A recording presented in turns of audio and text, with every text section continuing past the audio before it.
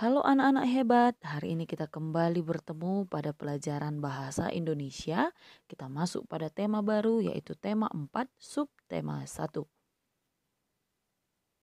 Pertama, mengulas isi buku sastra, berarti menjelaskan satu persatu hal yang dibahas di dalam buku dan menilai dan memberi pendapat terhadap buku.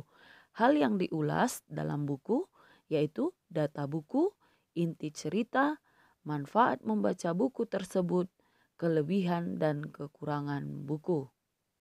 Menyebutkan tokoh-tokoh pada cerita.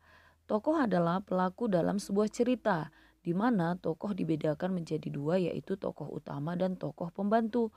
Tokoh cerita dapat berupa manusia, tumbuhan, hewan, atau benda mati. Jika tokoh utama berwujud tumbuhan, hewan atau benda mati, maka tokoh tersebut bertingkah laku seperti manusia. Kemudian, memberikan pendapat terhadap perilaku tokoh dari cerita yang dibaca. Lakukan cara berikut untuk memberikan pendapat terhadap perilaku tokoh, yaitu membaca sesama jalan cerita, memperhatikan perkataan dan perbuatan tokoh, dan memperhatikan gambaran lingkungan kehidupan tokoh. Kita bisa memberikan pendapat tentang sikap tokoh pada cerita. Saat memberikan pendapat, kita harus memperhatikan hal-hal berikut. Yang pertama, komentar disampaikan dengan bahasa yang sopan. Kedua, komentar disampaikan dengan alasan yang logis. Ketiga, komentar disampaikan secara jelas. Dan yang keempat, tidak menyinggung perasaan orang lain. Ayo simak cerita semut dan belalang berikut.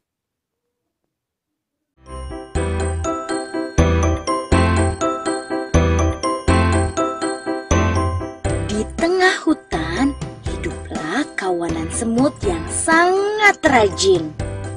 Terik matahari di musim kemarau tak mematahkan semangat mereka untuk mencari makanan.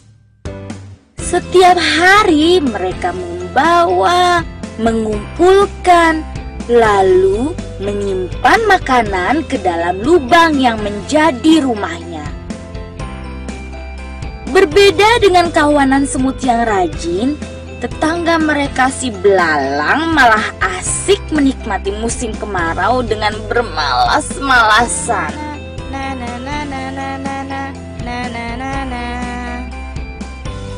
Suatu ketika, kawanan semut rajin itu lewat di depan belalang yang sedang asik bernyanyi sembari memainkan gitar kesayangannya. Hai semut, apa yang sedang kalian lakukan? Kami sedang mengumpulkan makanan untuk persiapan musim hujan. Buat apa? Musim hujan kan masih lama. Lebih baik bersantai dahulu. Ayo sini, bernyanyi bersamaku. Semut tidak memedulikan perkataan belalang. Mereka kemudian berlalu meninggalkannya.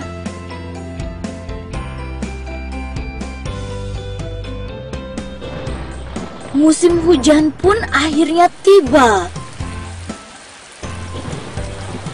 Kawanan semut tak lagi mengumpulkan makanan. Mereka duduk nyaman di dalam rumah yang hangat sambil menikmati makanan yang berlimpah. Sementara itu, tetangga mereka, si belalang, hanya bisa diam menyesali nasibnya karena tidak memiliki makanan sedikit pun. Ia sedih dan kelaparan. Saat belalang terbaring lemah tak berdaya, datanglah kawanan semut ke rumahnya. Hai belalang, kami membawakan banyak makanan untukmu. Belalang terkejut dengan kedatangan kawanan semut baik hati tersebut. Apalagi mereka membawakannya makanan yang lumayan banyak. Terima kasih ya semut. Aku berjanji, esok akan giat bekerja dan tak bermalas-malasan lagi. Sudah, tak usah bersedih. Ayo kita makan bersama. Begitulah cerita kawanan semut yang rajin baik hati serta suka berbagi, dan si belalang yang menyadari bahwa kemalasan akan merugikan diri sendiri. Bagaimana pendapatmu dengan sikap kawanan semut? Kemudian bagaimana pendapatmu dengan sikap belalang? Ya, memberikan pendapat tentang inti cerita berikut langkah-langkahnya, yaitu bacalah cerita dengan cermat. Kemudian carilah paragraf yang memuat permasalahan. Selanjutnya cari penyebab awal munculnya permasalahan tersebut. Dan yang terakhir carilah juga bagaimana permasalahan diselesaikan.